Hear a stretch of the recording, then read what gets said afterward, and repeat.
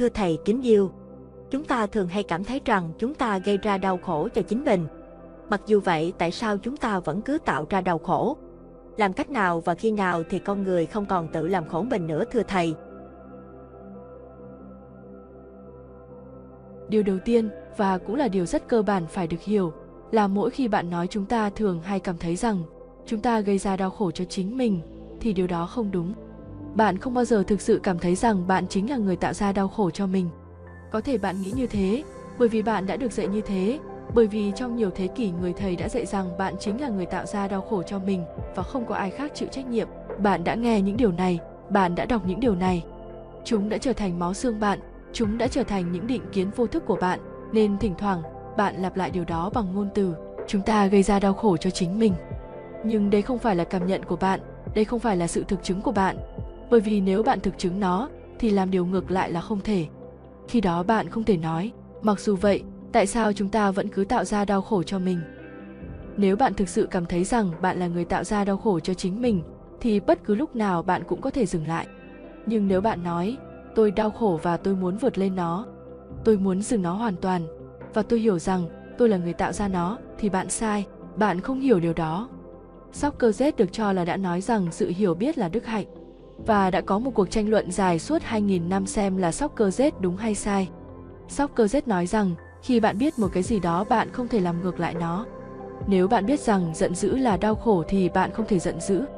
Đây là điều Socrates ngụ ý, hiểu biết là đức hạnh. Bạn không thể nói, tôi biết giận dữ là xấu, dẫu vậy tôi vẫn sống cùng với nó. Bây giờ phải làm gì với nó? Socrates nói rằng vấn đề đầu tiên là sự vô minh, sự không nhận biết của bạn, không nhận biết được tình trạng tâm thức mình trong hiện tại. Bạn không biết giận dữ là xấu, thế nên bạn vẫn cứ sống với nó. Nếu bạn biết, bạn không thể sống cùng nó, làm sao bạn có thể chống lại sự hiểu biết của mình? Bạn thấy đúng không? Làm sao bạn có thể chống lại sự hiểu biết của mình? Tôi biết rằng nếu tôi cho tay mình vào ngọn lửa, nó sẽ bị bỏng. Nếu tôi biết, tôi không thể cho tay mình vào. Nhưng nếu ai đó nói với tôi, nếu tôi đã nghe qua truyền thống, nếu tôi đã đọc trong kinh sách rằng lửa thiêu cháy, và tôi đã không biết lửa, và tôi đã không biết trải nghiệm tương tự nào về sự nóng của lửa, chỉ khi đó tôi mới có thể cho tay mình vào lửa, và cũng chỉ một lần thôi. Bạn có thể hình dung ra vấn đề không? Đó là bạn đã cho tay mình vào lửa, bạn đã bị bỏng và bạn đã chịu đau đớn, rồi bạn lại đi hỏi, tôi biết rằng lửa thiêu cháy, nhưng mặc dù vậy tôi vẫn cứ cho tay mình vào lửa. Phải làm gì với điều đó? Ai sẽ tin rằng bạn biết, và dạng kiến thức này là gì? Nếu kinh nghiệm của riêng bạn về việc bị bỏng và sự đau đớn không thể dừng bạn lại, thì không có gì sẽ dừng được bạn. Bây giờ không có khả năng nào, bởi vì khả năng cuối cùng đã bị bỏ lỡ. Khả năng bạn nhận ra sự hiểu biết của mình, sự trải nghiệm của mình đã bị bỏ lỡ. Nhưng không ai có thể lỡ nó, đó là điều không thể. Không ai có thể cho tay mình vào lửa lần thứ hai. Socrates đã đúng, và tất cả những người đã biết, tất cả những người có sự trải nghiệm về sự biết ấy sẽ đồng ý với Socrates. Sự đồng ý đó có một ý nghĩa rất sâu sắc, một khi bạn biết. Nhưng nên nhớ, sự hiểu biết phải là của bạn. Kiến thức vay mượn sẽ không ích gì, kiến thức vay mượn là vô dụng. Nếu đó không phải là kinh nghiệm của chính bạn, nó sẽ không thay đổi bạn, kinh nghiệm của người khác sẽ không ích gì.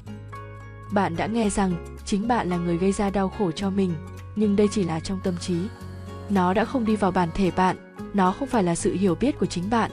Cho nên khi bạn đang thảo luận, bạn có thể thảo luận bằng trí óc, nhưng khi hiện tượng thực tế xảy ra, bạn sẽ quên và bạn sẽ hành xử theo cách bạn biết, chứ không theo cách người khác biết.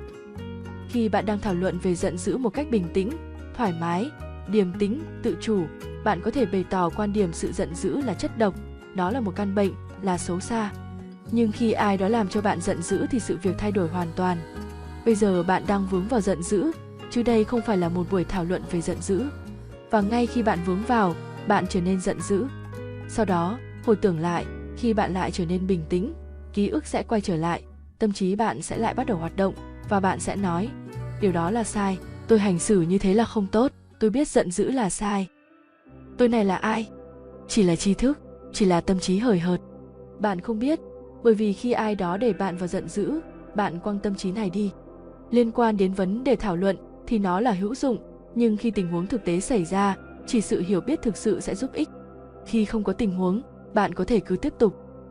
Ngay cả khi đang thảo luận, tình huống thực cũng có thể nảy sinh. Ví dụ người khác có thể cứ mâu thuẫn với bạn và bạn cứ giải thích mãi mà họ vẫn không hiểu, đến mức bạn trở nên giận dữ và khi đó bạn sẽ quên kiến thức rằng giận dữ là không tốt. Sự hiểu biết thực sự có nghĩa là nó đã xảy ra với bạn, bạn đã không nghe về nó, không đọc về nó, bạn đã không thu thập thông tin về nó, mà đó là kinh nghiệm của chính bạn. Và rồi sau đó bạn không thể chống lại sự hiểu biết của mình, bạn không thể làm điều ngược lại sự hiểu biết của mình. Không phải là bạn sẽ phải tạo ra một nỗ lực để không chống lại sự hiểu biết, đơn giản là bạn không thể chống lại sự hiểu biết. Làm sao tôi có thể? Khi tôi biết đây là một bức tường và tôi muốn ra ngoài căn phòng này, làm sao tôi có thể cố đi xuyên qua bức tường này? Tôi biết đây là một bức tường, nên tôi sẽ tìm ô cửa. Chỉ có người mù sẽ cố đi xuyên qua bức tường. Tôi có mắt, tôi nhìn thấy đâu là bức tường và đâu là ô cửa. Nhưng nếu tôi cố đi vào bức tường và tôi nói với bạn, tôi biết rất rõ ô cửa ở đâu, và tôi biết đây là một bức tường, nhưng dẫu vậy, làm sao tôi có thể ngăn mình không cố đi vào bức tường? Điều đó có nghĩa rằng với tôi thì ô cửa có vẻ là giả. Người khác đã nói với tôi rằng nó là bức tường, nhưng như tôi nhìn được thì tôi thấy ô cửa ở đây, trong bức tường này, và đó là lý do tại sao tôi cứ cố. Trong tình huống này bạn phải có một sự phân biệt rõ ràng giữa những gì bạn biết và những gì bạn đã thu thập được dưới dạng kiến thức. Đừng dựa vào thông tin, thậm chí nếu bạn thu thập từ nguồn lớn nhất, thông tin vẫn chỉ là thông tin. Ngay cả nếu một vị Phật nói điều đó cho bạn, thì nó vẫn không phải là của riêng bạn, và nó sẽ không giúp bạn theo bất cứ cách nào. Nhưng có thể bạn vẫn cứ nghĩ rằng nó là sự hiểu biết của bạn, và sự hiểu lầm này sẽ làm lãng phí năng lượng, thời gian và cuộc sống của bạn. Điều cơ bản không phải là hỏi nên làm gì để không gây ra đau khổ. Điều cơ bản là biết rằng bạn là người gây ra đau khổ cho mình. Thời gian tới, bất cứ khi nào tình huống thực nảy sinh và bạn đau khổ, nhớ tìm hiểu xem bạn có là nguyên nhân của nó hay không. Và nếu bạn có thể thấy rằng bạn là nguyên nhân, thì nỗi khổ đó sẽ biến mất, và nỗi khổ y như thế sẽ không xuất hiện trở lại, không thể.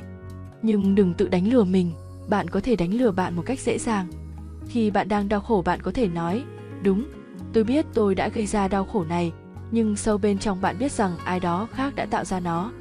Vợ bạn đã tạo ra nó, chồng bạn đã tạo ra nó, ai đó khác đã tạo ra nó, và đây đơn giản là sự an ủi, bởi vì bạn không thể làm được gì. Bạn tự an ủi mình, không có ai đã gây ra nó, tôi đã tự gây ra nó, và dần dần tôi sẽ thôi không gây ra nữa. Không, sự hiểu biết là sự biến đổi ngay lập tức, không có dần dần.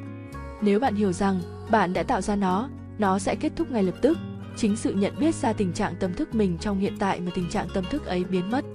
Bạn chỉ còn lại sự nhận biết, sự chứng kiến về những gì vừa diễn ra trong tâm thức. Và điều đó sẽ không xuất hiện nữa. Nếu nó lại xuất hiện, điều đó có nghĩa sự hiểu biết đã không sâu sắc, bạn lại vừa đánh mất sự nhận biết. Thế nên không cần phải tìm ra những gì phải làm và làm sao để dừng lại việc tạo ra đau khổ cho chính mình. Điều duy nhất cần làm là đi sâu vào và tìm cho ra ai thực sự là nguyên nhân của việc làm này. Nếu người khác là nguyên nhân thì bạn không thể dừng nó lại, bởi vì bạn không thể thay đổi cả thế giới. Bạn là nguyên nhân, chỉ khi đó bạn mới có thể dừng nó lại. Chỉ khi bạn quay vào bên trong tâm thức mình và xem bây giờ tình trạng tâm thức đang như nào, chỉ quan sát thôi. Chính sự quan sát ấy là năng lượng chữa lành và mang lại sự phúc lạc cho bạn. Sự quan sát ấy giống như ánh sáng, khi ánh sáng xuất hiện thì không cần phải đuổi bóng tối đi, bóng tối sẽ tự ra đi và chỉ còn lại ánh sáng.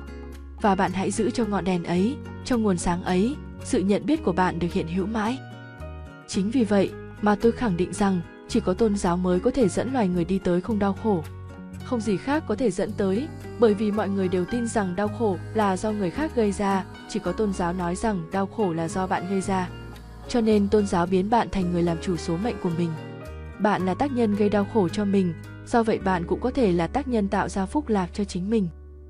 Kênh Minh Triết Nguyên Thủy rất mong các bạn để lại những bình luận để chúng tôi và những khán giả khác có thêm những góc nhìn mới, giúp chúng ta có cơ hội tương tác kết nối và thấu hiểu nhau nhiều hơn.